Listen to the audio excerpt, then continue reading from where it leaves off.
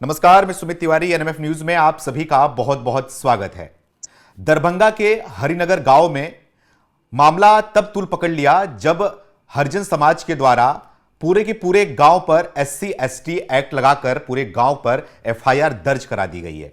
जी हां, इस एक्ट का दुरुपयोग करके, फर्जी एक्ट लगा करके जिस तरीके से पूरे गांव को दहला दिया है, तो क्या लग रहा है कि एससी एसटी एक्ट का यह दुरुपयोग नहीं है। जो तफली गैंग है, जिस तरीके से जेएनयू में ब्राह्मणवाद से आजादी की बात करती है, तो क्या दरभंगा में जिस तरीके से यह घटना घटी, इसके बारे में कुछ कहना चाहेंगे। इन्हीं सारे विषयों पर बातचीत करने के लिए हमारे साथ में सुप्रीम कोर्ट के वकील एपी सिंह से जुड़े हुए हैं। थोड़ा उनसे समझने की कोशिश करूंगा कि दरभंगा के इस गांव में जो ये एससी एसटी एक्ट लगाकर पूरे गांव पर एफआईआर दर्ज करा दिया गया है, तो इसके पीछे क्या रणनीति है, क्या सोचा समझा प्लान है। सर, आपका हमारे चैनल में स्वागत है। क्या कुछ कहना चाहेंगे।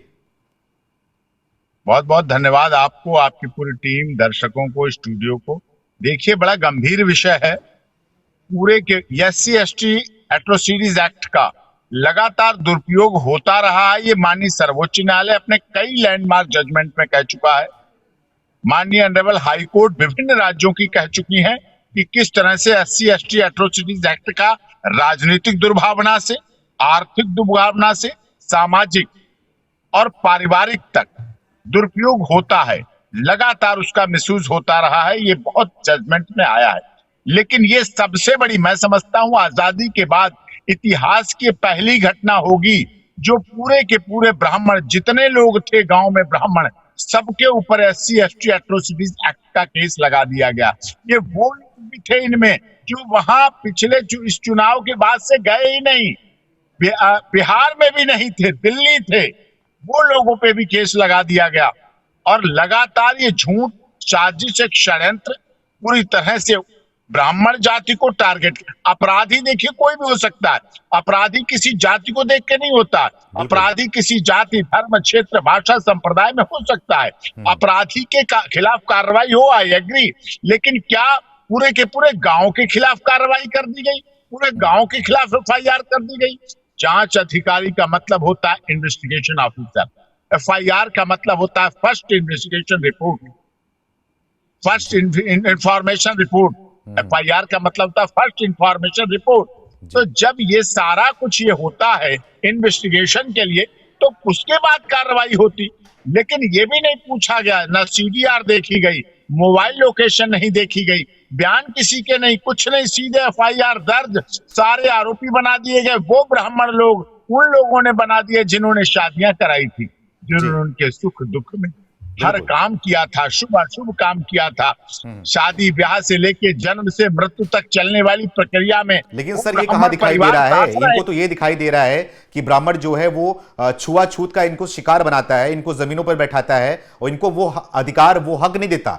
ये बात तो इसकी करते हैं ना, ये बात करते हैं, ब्राह्मणवाद से आजादी की बात करते हैं, लेकिन उनको ये फेक केस और ये जो ब्राह्मण समाज इनको समर्थन करता है, इनको पढ़ाता लिखाता है, इनको आगे बढ़ाने में पूरी मदद करता है, इसके बारे में नहीं सुनाई दे रहा है और दिखाई दे रहा है इनको।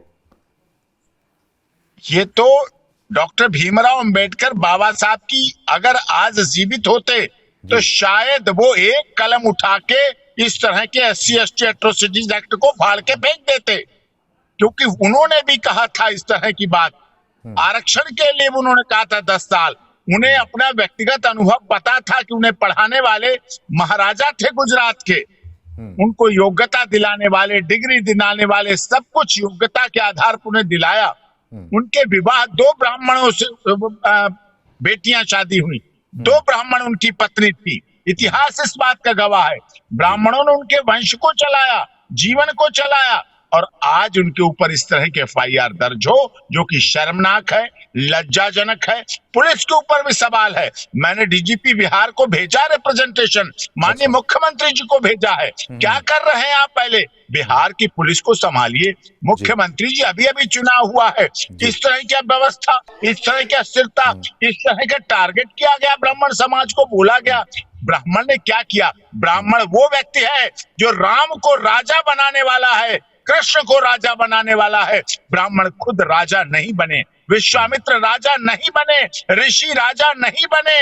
उन्होंने खुद न बन के चाहे राम को बनाया, चाहे कृष्ण को बनाया, चाहे और सबको बनाया, सब कामों में आगे किया, उद्योग में किया, व्यापार में किया, तरक्की में किया, विकास में किया, राजनीति में किया, आर्थिक क्षेत्र में किया, सामाजिक क्षेत्र में किया।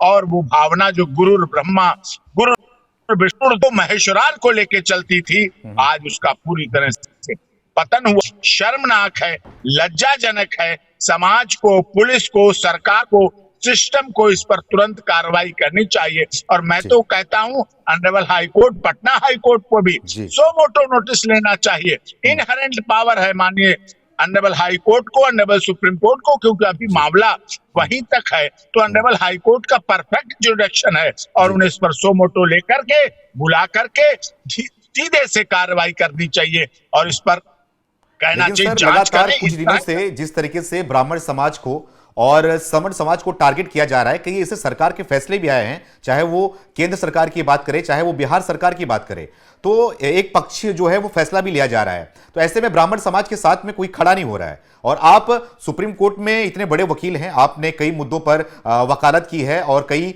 लोगों के लिए आप फ्री में केस भी लड़े हैं। तो क्या आप ब्राह्मण समाज के लिए और दरभंगा के इस गांव के लिए आप खड़े हैं?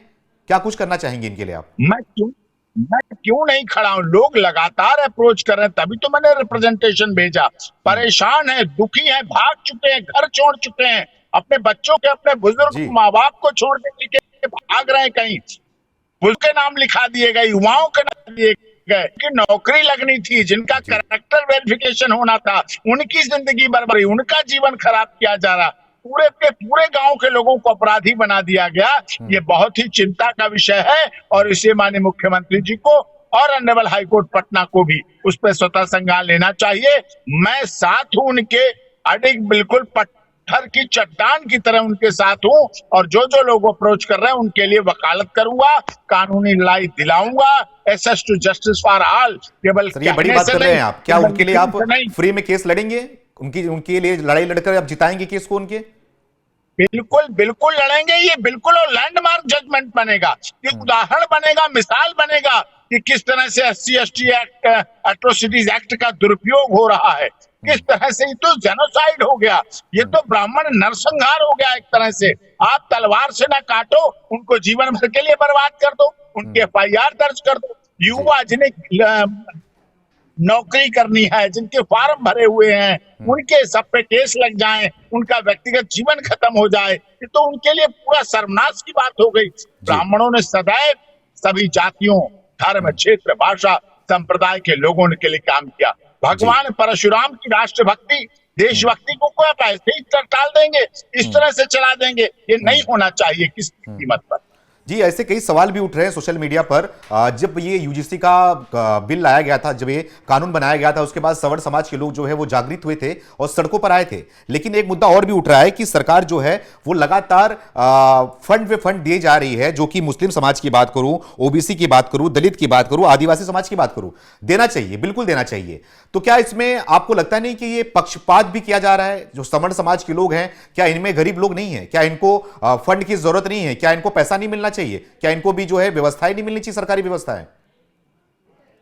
देखिए, हर सुविधा आर्थिक आधार पे होनी चाहिए जी। ब्राह्मण भी गरीब हैं, क्षत्रिय भी गरीब हैं, वैश्य भी गरीब हैं, जैन भी गरीब हैं, दलित भी गरीब हैं और कई क्रीमी लेयर के भी हैं। हर जाति में गरीब है, हर जाति में अमीर है। उसको जातिगत आधार पे बांटकर आपका विकास नहीं कर सकते। और शारीरिक संरचना की करें बात, अगर हाथ एक है, पैर एक है, आंखें एक सी हैं, नाक एक सा है, शरीर की संरचना सब एक है, धरती एक है, सूरज एक है, चांद एक है, तारे एक हैं, मुख्यमंत्री एक है, प्रधानमंत्री एक है, राष्ट्रपति एक है, यूनिवर्सिटी ग्रांट कमीशन की अगर बात करें, डिग्री कॉलेज एक है, हॉस्टल एक है, कैंटीन एक है, कॉरिडोर एक है, टीचर एक है, प्रोफेसर एक है, कैमरा एक है, लैब एक है। सब कुछ जब एक है रास्ता, तो कहाँ कहाँ लगाव करना चाहते हैं आप?